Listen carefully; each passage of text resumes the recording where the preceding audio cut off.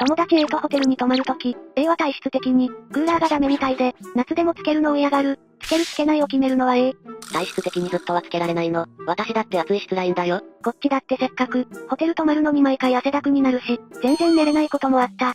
次から夏の間だけはシングルで、2部屋取らせてほしい、って言うと、ツインの方が安いじゃん。シングル取るならエッチが、余計にかかった分払ってくれるなら、考えるけど、っていうか、余分にお金出させて、自分だけ涼しい部屋で寝たいんだ。いい性格だね。って言われた。